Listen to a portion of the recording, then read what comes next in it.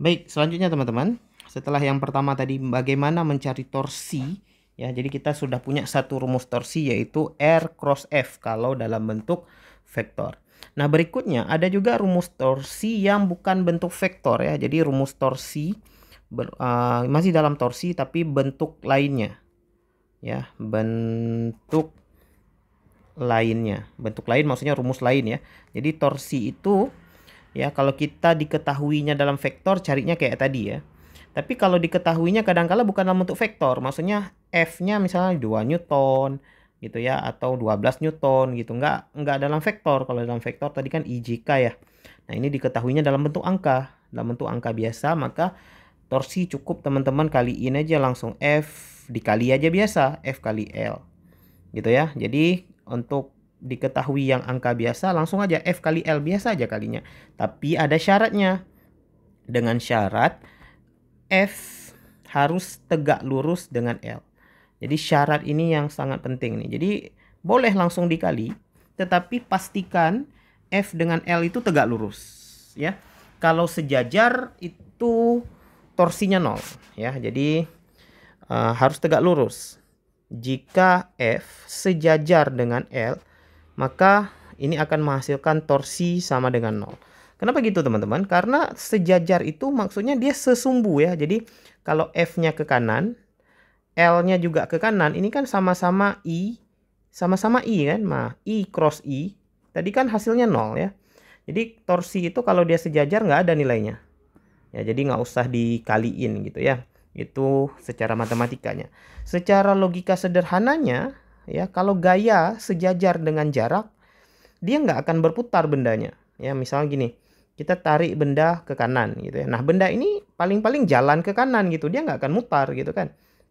Dia baru mutar, ya. Jadi misalnya bendanya kita taruh poros lagi nih. Misalnya kita letakkan poros di kiri nih, poros. Jadi kita paku misalnya, tarik ke kanan, nggak akan jalan kan. Tapi begitu kita tariknya ke atas, nah ini bendanya kalau poros ya, poros kita paku gitu aja, nah ini pasti mutar gitu ya. Jadi harus tegak lurus F-nya ya, pastikan tegak lurus. Kalau nggak tegak lurus, sejajar itu torsinya 0. Oke, itu bentuk lainnya. Jadi simpelnya gini ya, contoh kasus ya, cokanya. Yang pertama misalnya yang seperti tadi kita gambar dulu. Iya, ini ada poros ya. Jadi untuk torsi yang namanya torsi pasti ada poros biasanya ya. Karena kita bahasnya sekarang, sorry, kenapa begini? Oh, oke, bentar.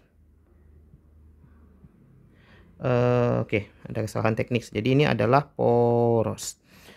Oke, jadi torsi ini biasanya kalau untuk mencari torsi ada diketahui poros. Karena benda yang berputar itu pasti ada poros, ya kan? Bumi berputar ya ada porosnya. Oke, jadi misalnya begini, gayanya ke atas nih. Misalnya 2 Newton. Kemudian jarak dari poros ke gaya ini adalah L ya.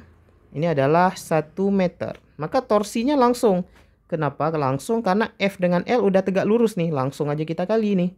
Berarti torsinya sama dengan 2 dikali 1 hasilnya 2 Newton meter atau meter Newton. Ya, biasanya ditulisnya meter Newton. Karena kalau Newton meter itu sama dengan satuan usaha gitu ya. Jadi torsi ini dia secara besaran itu sebanding dengan usaha.